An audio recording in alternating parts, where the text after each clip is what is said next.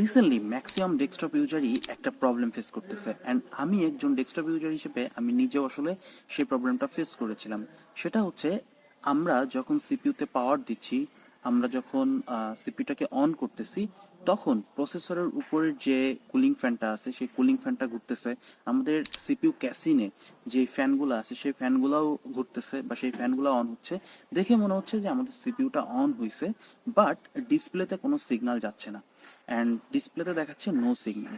আর আমি জানি না এক্স্যাক্টলি আপনার কম্পিউটারে কি এমন করলে এই প্রবলেমটা ফিক্স হবে, বাট আমি যেহেতু নিজে কিছুদিন আগে এই প্রবলেমটা ফেস করেছি, তাই আমি সেই জায়গা থেকে আমি বলতে পারি যে আমি আসলে কি কি করেছিলাম, অ্যান্ড সেটার মাধ্যম দিয়ে আমি এই প্রবলেমটা ফিক্স করতে পারছি। কারণ ওই যে প্রবলেমটা হয়েছিল সেই প্রবলেমটা একবার ফিক্স করার পর আমার আর নেক্সট টাইম এরকম কোনো আর প্রবলেম দেখা দেয়নি।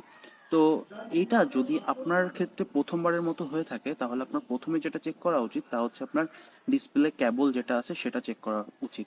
আপনার ক্ষেত্রে সেটা ভিজিএ কেবলও হতে পারে, আবার হচ্ছে এইচডিএমআই কেবলও হতে পারে। তো যেই কেবলই হোক না কেন, আপনি জাস্ট চেক করবেন যে আপনার সিপিইউ থেকে মনিটরে যে কেবলটা গেছে, যে সিগন্যাল কেবলটা গেছে, সেটা আসলে ঠিকমতো কানেক্টেড আছে কিনা। যদি কানেক্টেড থাকে তা দ্যাট মিনস ওকে, তার মানে হচ্ছে যে আপনার কেবলে কোনো প্রবলেম নাই। সো এরপর যেটা করবেন সেটা হচ্ছে যে আপনি আপনার যদি ক্যাসিনটাতে টেম্পার গ্লাস থাকে তাহলে টেম্পার গ্লাসটা খুলে ফেলবেন, বা হচ্ছে যদি এমনি যে আগের মডেলের যে ক্যাসিনগুলো আছে সেই ক্যাসিনের উপরে যে ঢাকনাটা আছে সেই ঢাকনাটা খুলে ফেলবেন। অ্যান্ড আপনি প্রথমে হচ্ছে র্যামটাকে খুলবেন। যদি আপনার ক্ষেত্রে দুইটা র্যাম থেকে থাকে তাহলে দুইটা র্যামই খুলবেন, খুলে ঠিকমতো ক্লিন করবেন। ক্লিন করে তারপরে সেটাকে অল্টারনেট করে সেটাকে হচ্ছে আবার সেই সেম জায়গাতে সেট করবেন। অ্যান্ড সেট করার পরে আপনি পাওয়ারটা দিবেন, পাওয়ারটা দিয়ে দেখবেন যে আসলে ডিসপ্লেটা আসে কিনা। কারণ বেশিরভাগ ক্ষেত্রেই দেখা যায় যে র্যামের কারণেই ডিসপ্লেটা আসতে চায় না। আর আপনার যদি একটা র্যাম থেকে থাকে তাহলে সেই ক্ষেত্রে আমি বলবো যে একটা র্যামই খুলে ওটাকে পরিষ্কার করে যেই স্লটে ছিল প্রথমে সেই স্লটে দিয়ে চেক করেন। আর যদি দেখেন যে না, সেই স্লটে দেওয়ার পরে হচ্ছে কাজ করতেছে না, তাহলে অন্য একটা স্লটে দিয়ে আপনি চেক করতে পারেন যে আসলে কাজ করতেছে কিনা।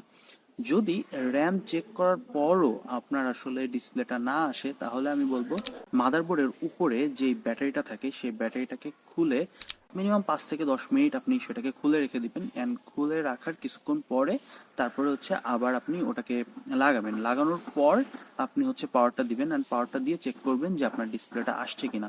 অনেক ক্ষেত্রেই এই দুইটা কাজ করা হয়ে গেলেই আপনার আসলে ডিসপ্লেটা চলে আসার কথা, যেমনটা আমার আসছিল। আর এর পরেও যদি ডিসপ্লেতে পাওয়ার না আসে বা সিগন্যাল যদি না আসে, তো সেই ক্ষেত্রে করবেন কি যে আপনি ব্যাটারিটা টোটালি খুলে রাখবেন, খুলে দেন হচ্ছে যে পাওয়ারটা দিবেন। তাহলে বোঝা যাবে যে আসলে ব্যাটারির কোনো প্রবলেম আছে কিনা। হ্যাঁ, অনেক ক্ষেত্রে এমনটা হতে পারে যে আপনার মাদারবোর্ডটা আসলে অনেক পুরাতন হয়ে গেছে, বা ব্যাটারিটার অনেক বয়স হয়ে গেছে, যার কারণে হয়তো ব্যাটারিটা ড্যামেজ হয়ে গেছে। তো সেই ক্ষেত্রে যখন আমরা ব্যাটারিটা খুলে রেখে এটাকে অন করবো অ্যান্ড দেখবো যে আমাদের ডিসপ্লেতে পাওয়ারটা আসছে বা সিগন্যালটা আসছে, তখন আমরা বুঝবো যে আসলে ব্যাটারিতে প্রবলেম আছে। তো সেই ক্ষেত্রে হতে পারে যে আপনার ব্যাটারিটা চেঞ্জ করতে হতে পারে।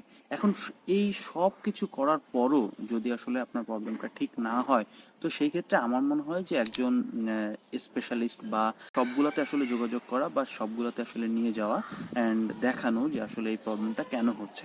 তবে আশা করি যে ম্যাক্সিমাম মানুষ আপনার এই যেই কয়টা জিনিস বললাম এই জিনিসগুলো আসলে ফলো করলেই আপনার এই প্রবলেমটা সলভ হয়ে যাওয়ার কথা। So thank you so much. আশা করছি আপনাদের আসলে এই ভিডিওটা উপকারে লেগেছে। যদি উপকারে লাগে তাহলে অবশ্যই আমাদের পেজের সাথে থাকবেন, বা আপনি যদি এই ভিডিওটা ইউটিউবে দেখে থাকেন তাহলে অবশ্যই সাবস্ক্রাইব করে রাখতে পারেন এরকম ছোটোখাটো আরও কিছু টিপসের জন্য। Thank you.